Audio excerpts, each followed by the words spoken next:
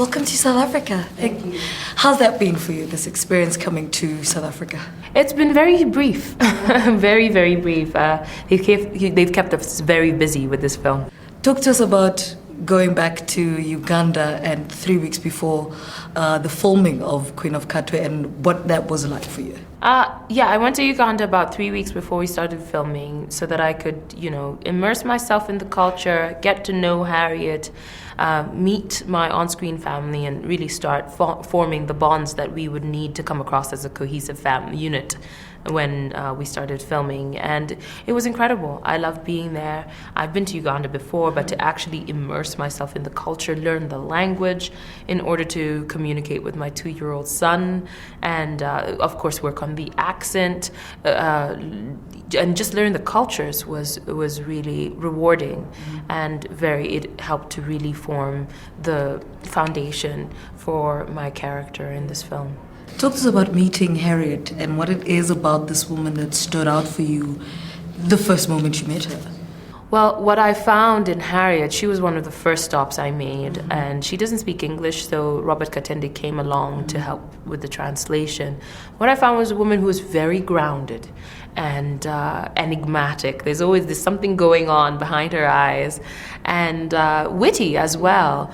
But she struck me as a woman who was dignified no matter how much money she had in her pocket, and that was something that I so admired and so wanted to do, to nail, hopefully, in my portrayal of her.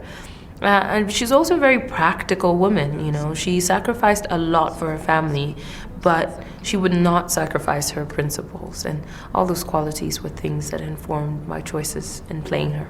Harriet is also very strong, and apart from that is also not showing her emotion. There's a bit in the film where, she cries, she hides behind this cloth.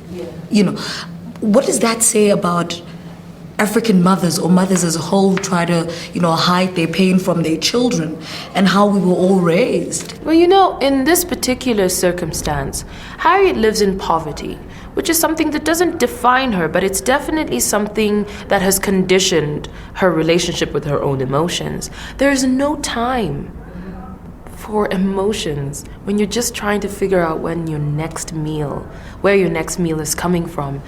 There's a quality of reaction that happens when people are in deep, abject poverty, where there is no time for vision, and therefore there is no time for frivolous emotion. And so I think what's so beautiful about this film and about the true story is that Robert Katende, the biggest gift he gives to Fiona is the gift of vision through playing chess. She learns that there is more than one move ahead, and actually that is the best way to win your game, when you can see more than one move ahead. And in order to do that, you have to know where you are, where you're going, and what obstacles might come in your way. And that is a philosophy for life, really, and one that Fiona is able to grasp, and in turn Harriet is able to benefit from.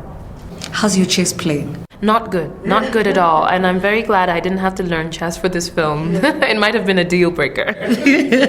Madina, what were the highlights of working with her? Madina is just a bright light, and she'd never acted before. She is a dancer. She grew up in very similar circumstances as Fiona. She left her mother's side when she was 4 because her mother couldn't take all of her siblings to school, and she went to the dance academy that was run nearby because she loved dance so much, and her mother let her go because she wanted her daughter to do the thing she loved most. And she sold corn at some point, sold maize at some point in her life, and she came to this film with such an openness and a generosity, a curiosity, and she was so eager to learn, and she had the discipline of a dancer, so she would repeat and repeat until she got it right. She doesn't like to fail. And so it was just so exhilarating to work with her, because with each take, I could see she was getting a deeper understanding of what she was doing, and she was growing. And it's impossible not to love her, and she just lights up a room as she does a screen. Lupita, thank you so much. Okay, thank you. Take care.